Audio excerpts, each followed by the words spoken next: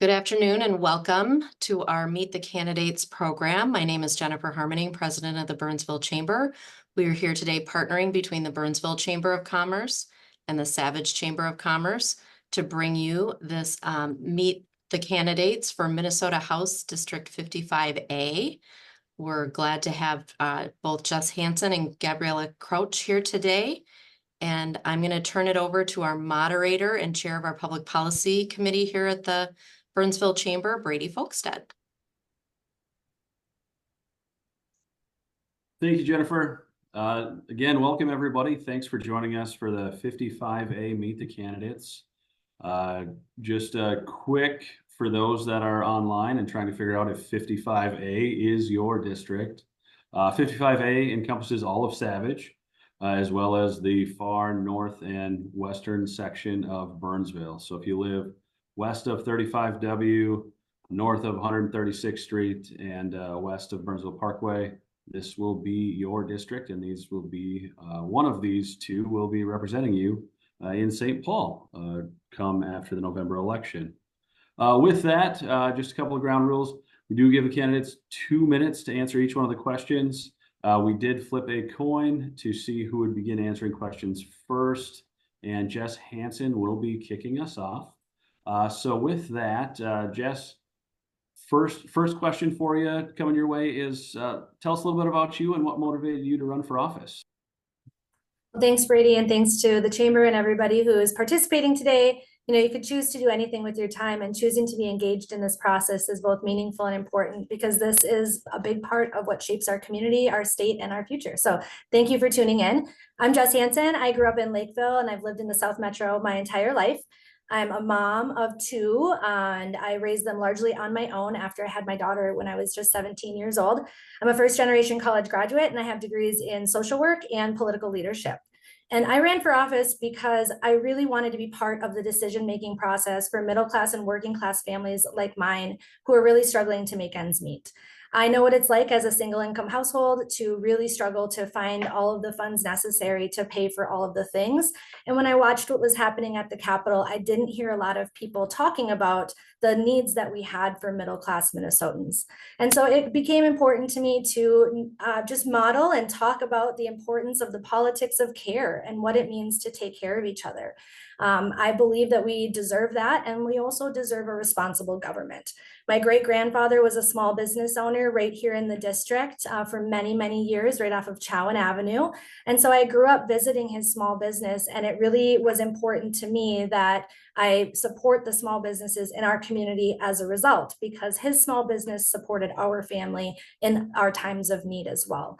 And so I saw what he went through with that, and that really pushed me to go into this work promoting small businesses. So I was elected in 2020, and I'm now the Vice Chair of Economic Development in Minnesota. We're both a finance and policy committee.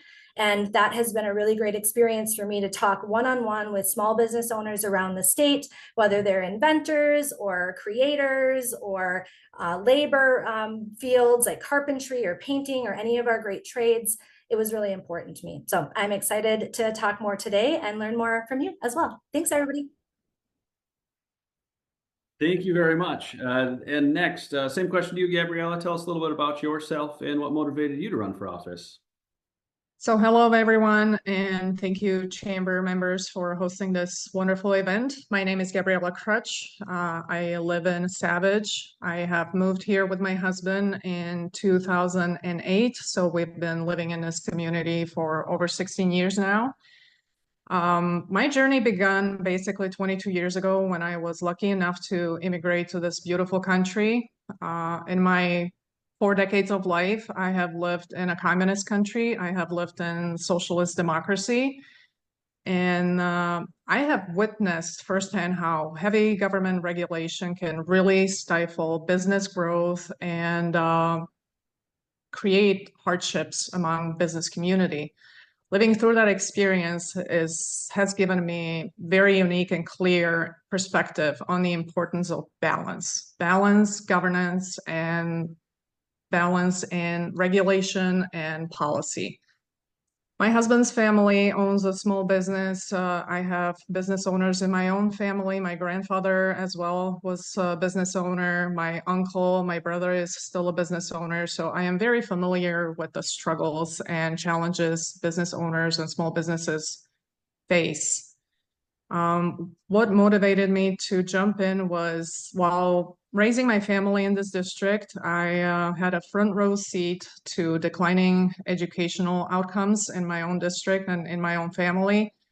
And that was the biggest motivator for me to jump in. I want to ensure that our community thrives, that our small businesses get the support that they need, and that our children really receive quality education. Thank you. And thank you. And thank you. First question here as we rotate back and forth. Gabriella, you're going to be back on the hot seat here. But we are the Chamber of Commerce. Business is primarily what we're concerned about. Do you consider yourself to be a pro-business candidate? And if so, or if not, what do you believe being a pro-business candidate and representative means? Yes, I definitely consider myself to be a pro-business candidate. To me, being pro-business means fostering an environment where businesses, especially small storefronts, businesses, local businesses can thrive. Like I have mentioned just a short minute ago, I come from a family with deep roots in local businesses.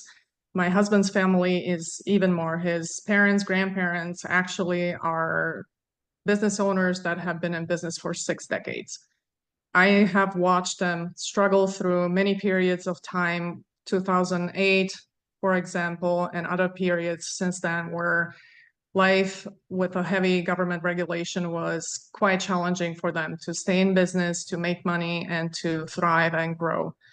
To me, being pro-business also means supporting policies that lower all of government, unnecessary regulatory burdens, keep the taxes at the reasonable level, and encourage home ownership and business ownership, not home ownership, sorry.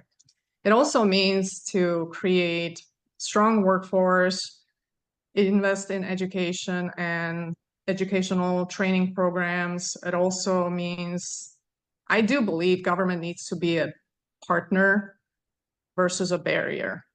So in short, being pro-business to me means ensuring that our businesses have the support that they need to grow, expand, create jobs, and contribute to a thriving economy. Thank you. Thank you. And Jess, now the same question to you. Do you consider yourself to be a pro-business candidate? And if so, or if not, what does being pro-business mean to you? Well, thank you for that question. I do think it's important to ask folks this question because when I started in politics, I felt like there were more politicians I should ask this question of, because I came into an environment where there was a lot of people who weren't necessarily business owners, and if they were already very successful, whether that be from generational privileges or generational work, or whether it was something that was inherited or built. A lot of different places in the legislature, those types of business folks were prominent. And as I thought about what were the opportunities for folks in our community who I knew were just starting businesses, were in their first few years, and what kind of support did they need? And on the campaign trail, both cycles, I heard really clearly from folks that there was a lot of technical support that people needed. And so going into this work as a pro-small business candidate was really important to me, and really talking about how do we help grow small businesses. For many folks in my generation, opportunities at entrepreneurship are the future for them. And so we have to be pro-business, but we have to be pro-business and as going forward, so more and more people can continue to have that opportunity. And so where there are really strict red tapes or really legislation that exists that really makes it harder to do business, those are some of my favorite bills to work on. So like I said, I'm the vice chair of economic development. And in that committee, we passed the most significant small business bills for our very diverse small business community in state history.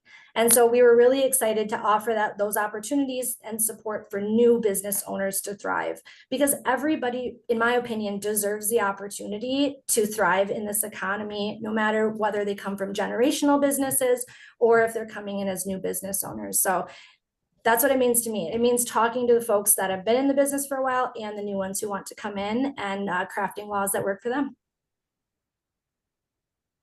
All right, you got right up to the edge of the time. Good job.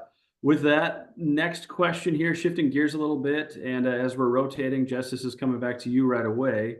Both of you alluded to education and schools, and strong public schools are cornerstones for our community and our workforce. Last couple of years, we've had historic investments in education. This year, though, we've got a lot of schools in the area that are reaching out for levy renewals and shortfalls in funding. Do you consider schools to be fully funded? And along with that, some of these shortfalls, do we think that has to do with additional mandates that have come through the last couple of sessions as well? Thank you for this question as well. I really love seeing that our whole community is included when we talk about the needs of small businesses, because small business owners have families. And I think it's really important to have that conversation intertwined with this. So thank you for doing that. I think that the investments that we made were indeed historic, but they were making up for many, many, many years of underfunding. And so we still, in my opinion, have more work to continue to do to really meet the district's needs. We also have to remember that we did not close the gap in the special education cross subsidy, which remains an issue and a priority for me and many, many people in our community with kids with disabilities. So we need to continue to do that work. So in those terms, there's still continued work to do. But it's the way that education funding and formulas work is it takes time for that money to get out. You know, we just passed this historic budget within the last biennium here. And so over the course of the next couple of years, as that money is in the budget and in the formula to fund, is when we'll start to see more improvements. So a lot of the levies and things that schools need are, again, to continue to make up for the deficit of funding that has happened in public education for a really long time. And it just takes time for that money to get to schools. They don't have an immediate return on investment like we see in maybe some other areas. So I think these levies are really necessary in the meantime to continue to support our local governments. At the state level, we don't levy those funds or those taxes on property taxes on people. So local governments will do more of that, but we still try to make sure that we're there should those property taxes, cause any hardships for families. If property taxes go up 12%, the state has programs to help pitch in with that, some homestead property tax credits that have raised, and some more things. All right, thank you. And Gabriella, same to you.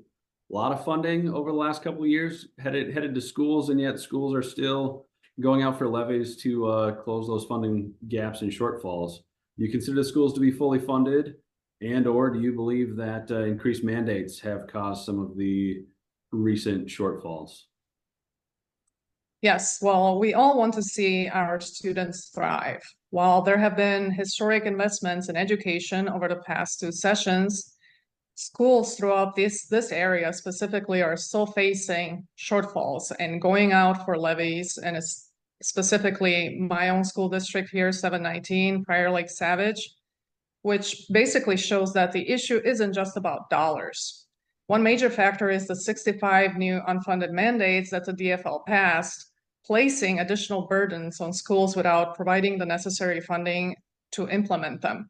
I serve on a local teaching and learning committee at the Prior Lake Savage area schools, and that have been a big discussion for this past year. These mandates take resources away from where they're needed most, and that's in classroom. They also add strain to already tight budgets. So I do not consider that our schools are fully funded. Simply increasing the budget doesn't solve the underlying issues. We need to focus on making sure the schools have the flexibility how they spend the money. And they also they should not be overwhelmed by unfunded mandates. Our goal should be to ensure that all of the investments are actually improving educational outcomes for our students, which currently is not true. This district has two major school districts in it. It's a 191 Savage, Burnsville, Apple Valley, and 719 Prior Lake and Savage. I can tell you the academic proficiency in math, reading, and science in Burnsville 191 is barely above 30%, and in Prior Lake Savage is barely above 50%. I do believe our kids deserve better. Right, and thank you both. Moving on to the next question here. It would not be a good Chamber of Commerce forum if taxes didn't come up. So budget forecast shows that state spending has been outpacing tax revenue. Coming up here is going to be a budget year. How do you plan on handling this imbalance? And this is going to be going to Gabriella first. Well, it is a serious concern that needs to be addressed proactively in 2025. To handle this imbalance, we need to start by really looking into spending across the board and ensuring that the taxpayer dollars are being used efficiently and effectively where needed.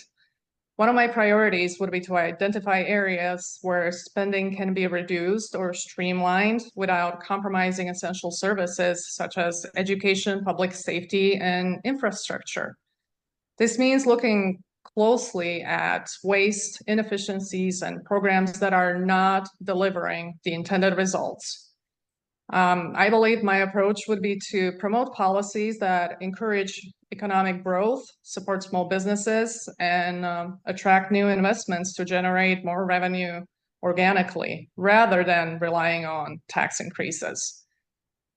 I think we need to strive to find a balance between funding essential programs and making sure we don't spend beyond our means. Thank you. All right, thank you. And now over to Jess. Same question, of course. There appears to be an imbalance between the growth in spending and the growth in revenue. How can we handle that in the upcoming session, should you be reelected?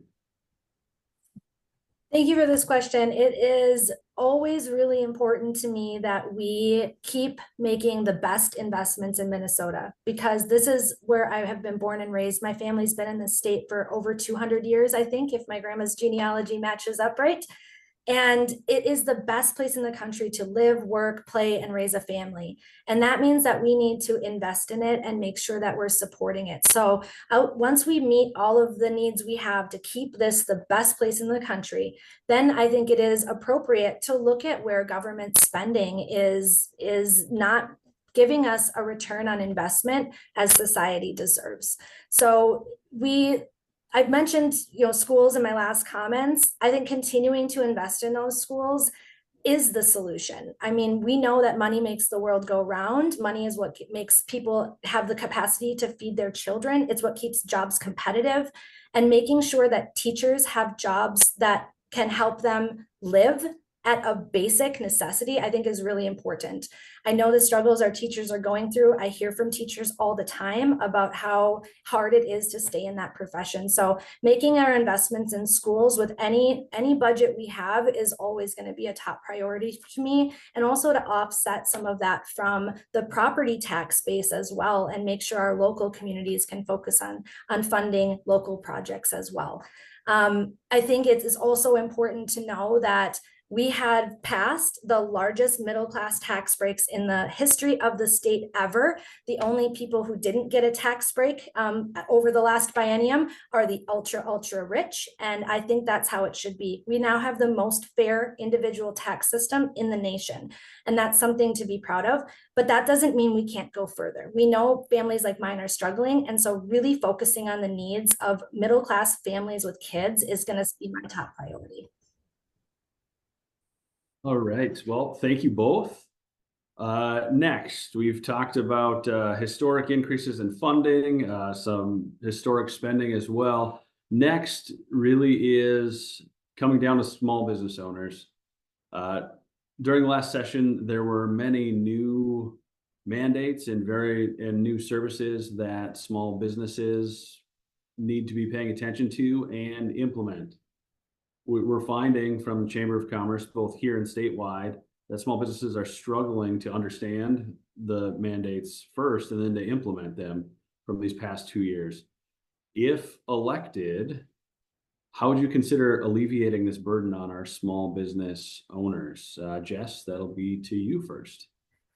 Thank you for that. I appreciate it. I know that one of the things that folks face when they're trying to implement these mandates is really feeling like they don't have the support. Of all the small businesses I've talked to over the last 4 years, that's something that comes up a lot. And I really advocated to make sure that whatever new rules or mandates that went on to businesses, that we equitably invested in the support. And so part of that, these small business partnership programs and other programs that we have at DEED that are there to support our small businesses. The money is there, it is available. We want to make sure that people know how to access that and have the resources to do so. And that's hard, right? We know that access to knowledge is a privilege, and not everybody, even having the time to do that, is a privilege. And so understanding the burdens that small business owners are under, we want to be available to you. My office offers a great service for constituent services that people are encouraged to reach out to so that we can continue to help be sure small businesses that I currently represent have the support that they need. And if they don't, we can do something about it. Some of my favorite bills that I've worked on have been bills that came out of the minds and the community members right in our area. And so people that have really clear visions for what they would like to see for changes and how to remove some of the red tape that they're experiencing, I invite folks to contact me. I have passed over 50% of the bills that I have dropped, which is far higher than what the state and national averages are. And we can do this. And so if you really feel strongly that there are things out there that we can change, I want to hear those stories and talk to people about that. I absolutely, with my entire being, believe that we've got the tenacity to do it together. I'm also really excited about what Vice President Harris said last night about her small business plan. And so I would love to advance a concept like that would really support more of our small business owners too. Yeah, thank you. And Gabrielle, now to you. Small businesses are struggling to understand and implement a lot of the new mandates. If elected, how would you consider alleviating this burden on our small business owners?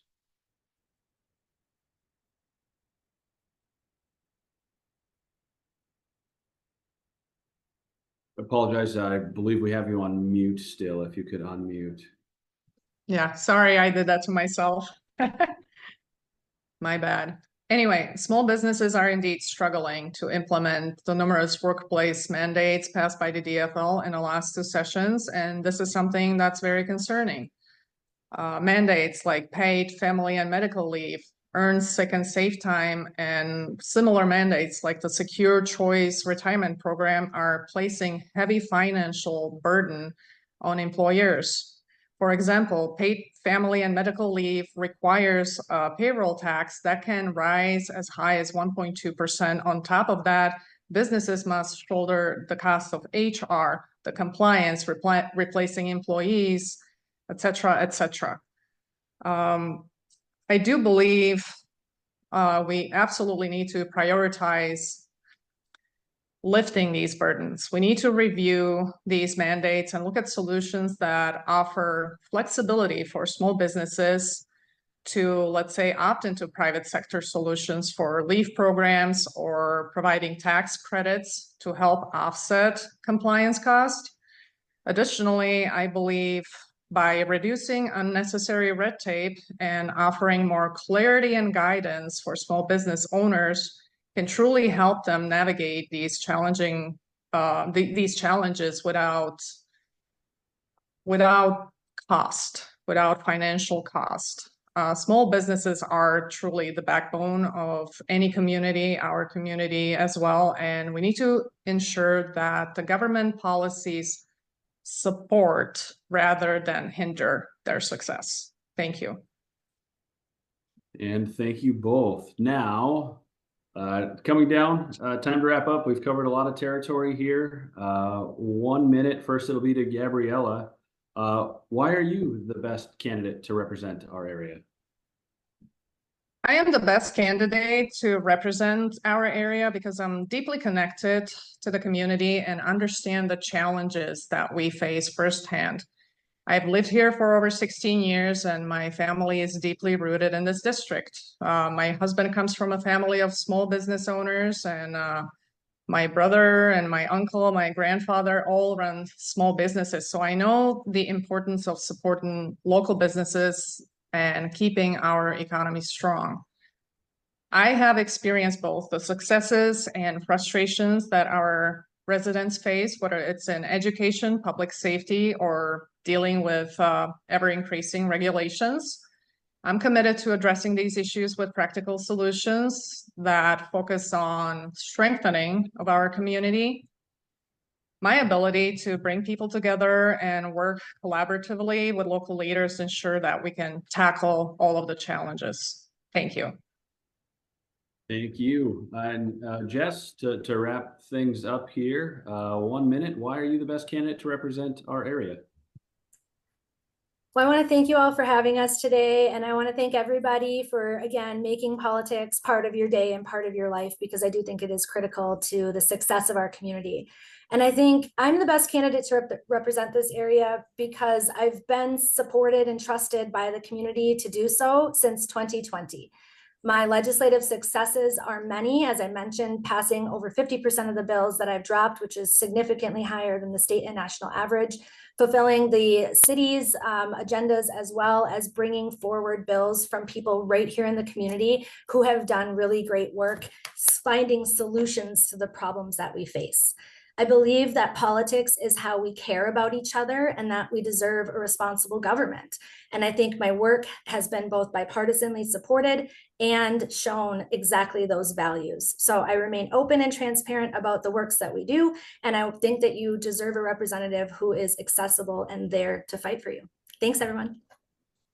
All right, and thank you. Thank you both. Thank you, Jess. Thank you, Gabrielle, for joining us. And for those that have been tuning in to watch this, this is House District 55A, Olive Savage, and the northwestern portion of Burnsville. Thank you again. And on behalf of the chamber, best of luck to each of you. Please run a good race, and please don't forget about our businesses and our local communities. And with that, Jennifer, back to you. Thank you, Brady. Thank you for volunteering your time to moderate these Meet the Candidates events. I think they're really important for the community, and the Burnsville and Savage Chambers are happy to provide that service. Thank you to both of our candidates, and we look forward to seeing you all soon. Take care.